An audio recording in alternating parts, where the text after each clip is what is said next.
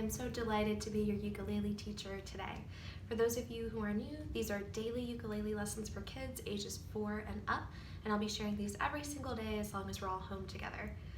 Today we're going to be reviewing the names of the open strings and strengthening our knowledge of the strings through playing a game with flashcards and maybe even composing our own songs with flashcards. So I'm going to demonstrate with my own set of flashcards how this works, and I encourage you to make a very simple set of your own flashcards at home. Let's start by reviewing the names of the strings, and then I'll show you how this connects with the game and with the flashcards that we're going to use. The ukulele has 4 open strings. The term open string means a string that doesn't have any hand pressing down on the string and doing the fretting. So we are just playing the strings by themselves without any hand pressing down over here. So let's review the names of our open strings. The one closest to you is called G. Can you play your G? The next one is called C. This is the lowest note on the ukulele. The next one is E. Let's play that again. E. And finally, the one closest to the floor is called A. A. To remember the different names of the strings, I made up a silly saying that goes like this. Gray cats enjoy apples. Let's do that again. Gray cats enjoy apples. Awesome. So do you think you can remember the names of your strings? Let's go ahead and try it. I have a set of flashcards here. Just handwritten, very simple flashcards. I took one sheet of paper and I wrote the name of each string 4 times, and then I cut these into little rectangles. So this could be a really fun home craft to try.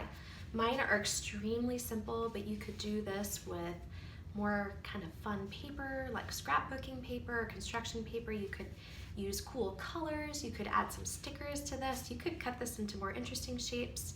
There's really no end to the creativity and artistic skill that you could bring to this if you like to do arts and crafts. But if you like to keep it simple, you can also just have these written down, or you could make some on your computer if a parent helps you. So this is very simple. I'm going to shuffle these a little bit, and then I'm going to hold one up for you to see, and I want to challenge you to see if you can play that string on your ukulele when I hold up that card.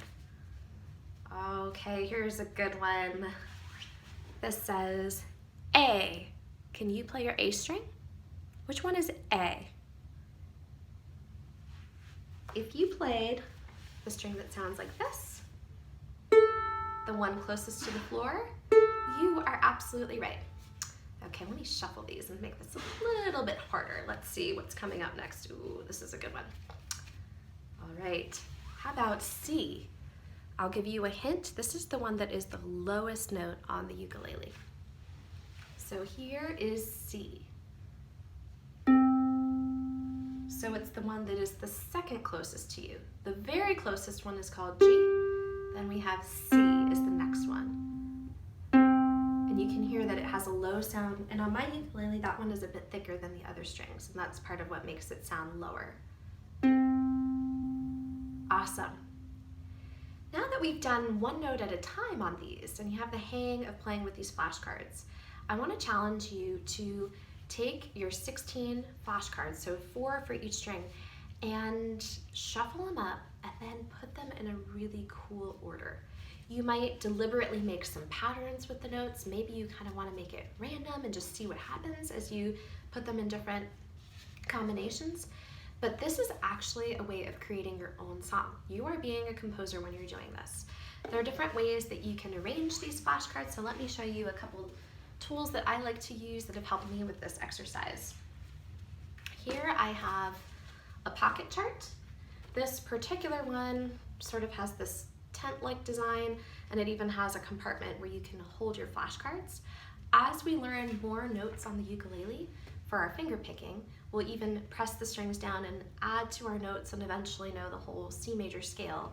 We will continue coming back to this exercise and creating our own drills and even original songs and pieces with flashcards that will help us get to know the notes on our ukulele and create beautiful music that has never been heard before in the history of the world. So the world is waiting for you to create your own piece. So I like to put my flashcards in here. I'm sorry, there's a little bit of glare on here, so it's slightly hard to see, but I would arrange these all the way down.